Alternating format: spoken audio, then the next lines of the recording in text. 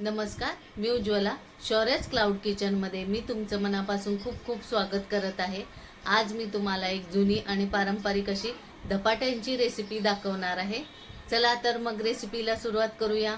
इथं मी 1 वाटी तांदळाचं पीठ घेतलंय, 1 वाटी ज्वारीचं पीठ घेतलंय, 1 वाटी गव्हाचं पीठ घेतलंय. इथं 1 छोटा चमचा मेथी घेतलेली आहे, मेथी भाजून पावडर केलेली आहे. हे 2 मोठे चमचे धने पावडर घेतलेले आहे. हे 1 मोठा चमचा जिरे पावडर आणि ही अर्धी वाटी उडीद डाळ भाजून मिक्सरला बारीक करून घेतलेली आहे, ती घालायची आहे. आता ह्याच्यात थोडीशी हळद घालायची आहे, हिंग आणि ओवा घालायचा आहे, मीठ घालायचं आहे चवीनुसार आणि ही मिरची, आलं, लसूण, जिऱ्याची पेस्ट केली आहे ती घालायची आहे. बारीक चिरलेली कोथिंबीर घालायची आहे आणि मऊ एकदम असं पीठ मळून घ्यायचं आहे. बघा असं मऊ पीठ मळायचं आहे. हे बघा छोटासा असा गोळा घेतलेला आहे, त्याला सुक्कं पीठ लावायचं आणि भाकरीसारखं थापून घ्यायचं. जाड पातळ तुम्ही तुमच्याप्रमाणे करू शकता. हे असं भाकरीसारखं असं थापून घेतलेलं आहे. हे बघा हे एवढ्या जाडीचं घेतलेलं आहे. तव्याला तेल लावलेलं आहे, त्याच्यात हा धपाटा असा टाकायचा आणि हे बघा असं चमच्याने थोडेसे असे हे करायचे. बघा चमच्याने असे जरासे असे कच पाडून घ्यायचे आहेत. असं थोडंसं पाणी लावायचं आहे चारी बाजूने,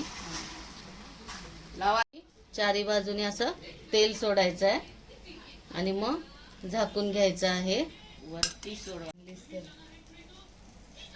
आणि मग हे असं ताट झाकायचं आहे. हे बघा 5 मिनिटांनी असं झाकण काढायचं आहे. एका अंगानेच हे धपाटे भाजायचे असतात. आता हे बघा छान असे पलटून घेऊया. हे बघा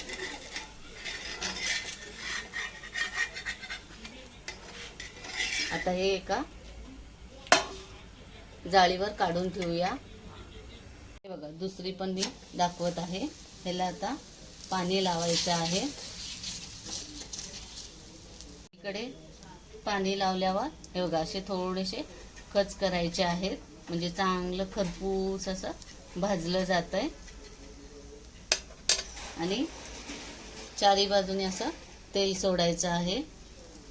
हे बघा असं आणि वरून पण तेल सोडायचं आहे आणि 5 मिनिटं झाकून ठेवायचं आहे. हे बघा आता 5 मिनिटं झालेली आहेत. हे झाकण काढून हे बघा छान असं खरपूस भाजलेलं आहे. आता हे आपण काढून ठेवूया एका जाळीवर.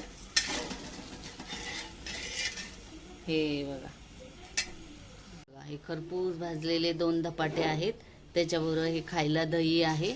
हे बघा किती छान असं करकरीत भाजलेले आहेत.